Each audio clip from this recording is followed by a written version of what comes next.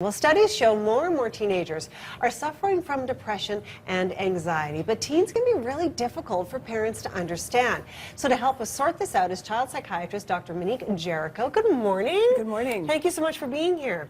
So we are just hearing so much about this. We had a new study come out yesterday about an increase in the rise of depression in teen girls specifically. Why is this happening? What's going on? That's a great question. When we look at depression as a phenomena, it's important to remember that there are so many factors that can lead to a young person, or indeed a person of any age, developing this problem. So it's important to not just hone in on one specific factor, right? Right. Depression really comes from who we are biologically in our genetics. Okay. It's also connected to the ways that we think about the world. But of course, our social environment plays a huge role too in potentially bringing on depression. Right. Yeah. Well, that study specifically was talking about it affecting young girls more specifically. Can we talk a little bit about why they might be highlighted in that article?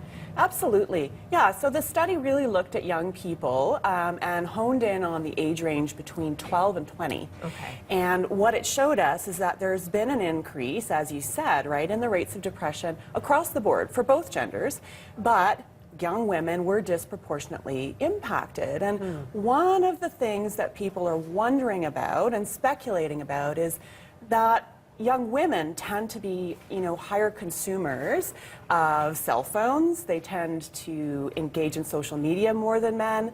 And this might be one of the reasons why they're experiencing increased rates of depressive episodes. Right. Yeah. And let's just talk about what that really means, depressive episodes and depression, because it's very different from sort of the generic sort of teen angst that we sort of think of when we think of teenagers. Can you just outline that dramatic difference for us? Absolutely. I think people will often confuse the two, and sometimes that can lead to minimizing of depressive symptoms in a youth, right? Okay. So we know that, teens are going through massive transformation, right? So they're really emerging as young adults. And in order for that to happen, the brain needs to change, right? So adolescent brain development results in adolescents having stronger emotions, can also lead to them being, more impulsive, right? Sure. So these are normative adolescent changes. Right. What's not normal for a teenager is to experience a depressive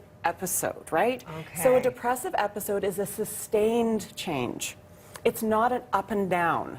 It's a sustained change that lasts for a minimum of 2 weeks. Okay. And it involves changes not only in emotion, but in thoughts, behaviors, and there's even physical symptoms that go along with it. Oh. Right. So that is very different from just sort of, being a bit more emotional or being a bit more impulsive. So this is a clinical definition. This is a clinical definition, and I think that was what was so important about the study in pediatrics. Right. Because these are young people who are experiencing clinical depression, right, which is an illness that requires treatment.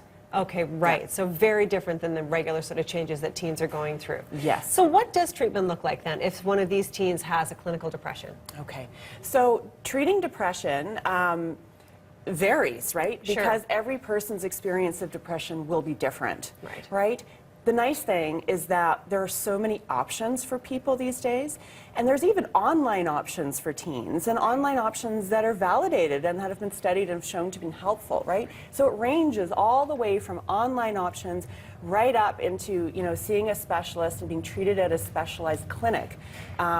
The main thing is that you need to connect and you need to find those resources, right? Right. You can't minimize when somebody's experiencing these types of problems. Right. Oh, I was like that as a teen. No, That's you right. weren't. Yeah, this was a very serious clinical depression. That's right. Wonderful. Yeah. Thank you so much. Of course, we could keep talking about this on. And then, of course, the takeaway for parents is keep that line of communication open. You must, yeah. You have to talk about it. You have to remove any sources of stigma in your own home, right? Right. You have to make it possible for that young person to come to you, and you have to keep your eyes open. And don't minimize, as you said. You cannot minimize when this is happening. Wonderful. Yeah. Thank you so much. So Thank much great you. information in there.